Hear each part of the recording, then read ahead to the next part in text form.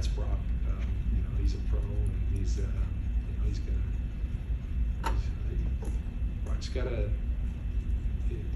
very clear-minded and not going to let other people influence like what he should be doing, and that's one thing everybody I think respects about Brock.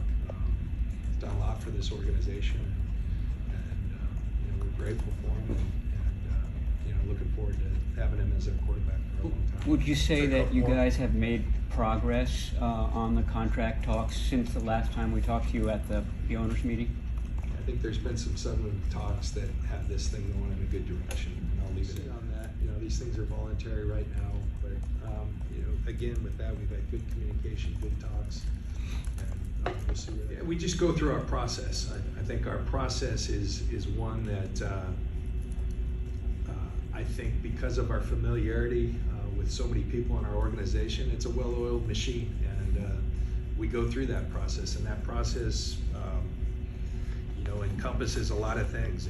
It starts out last May, and our scouts are out on the road, and oftentimes I say last May, but they've been on these guys for 3, 4, sometimes we're seeing now the 6-year player, still the remnants of COVID, and so you're getting players who have been here longer with NIL.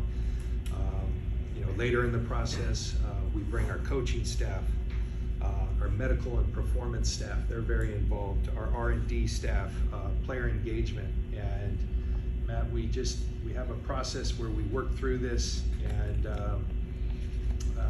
real proud of that because, and to me, I think I've said this to you guys often, I think it's the best representation of our organization coming together as anything, because it really is a collective process, and ultimately decisions have to be made, but we really have heard everyone.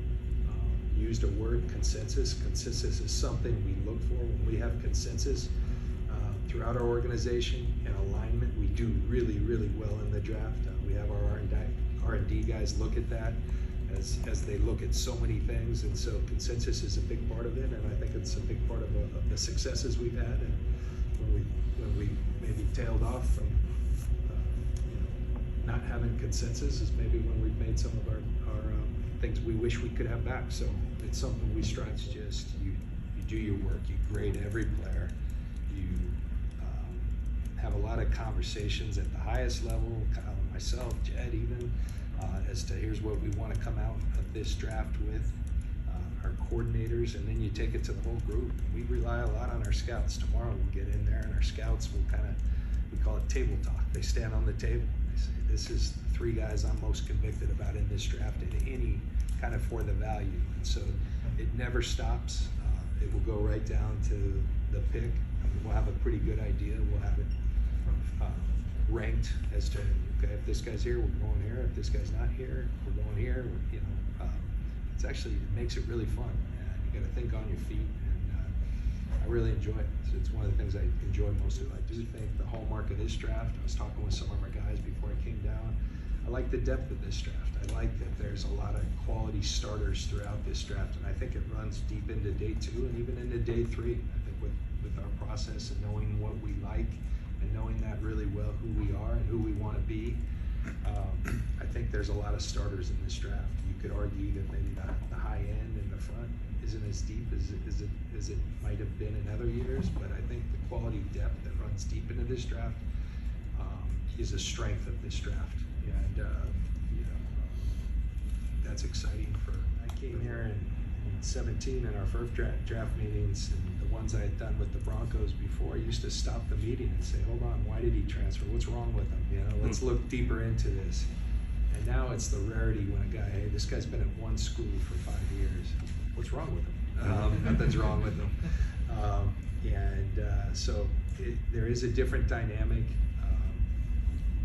The one thing you can't let, like your old school views, this guy's transferred everywhere he's been. That's kind of the way of the world right now. And I think you look into the reasons why, because that might tell you part of the story and the makeup as to who this kid is. And then I think at other times you appreciate this guy could have transferred. He had a lot of smaller school guys that had a lot of opportunity, but they stayed loyal to that school. Or sometimes that makes you think, man, was he afraid of playing at a higher? So there's so many different ways you can go down it, but you try to identify, okay, and then I think you certainly don't penalize them for that, because then you'd be penalizing most of the players in this draft. John, the way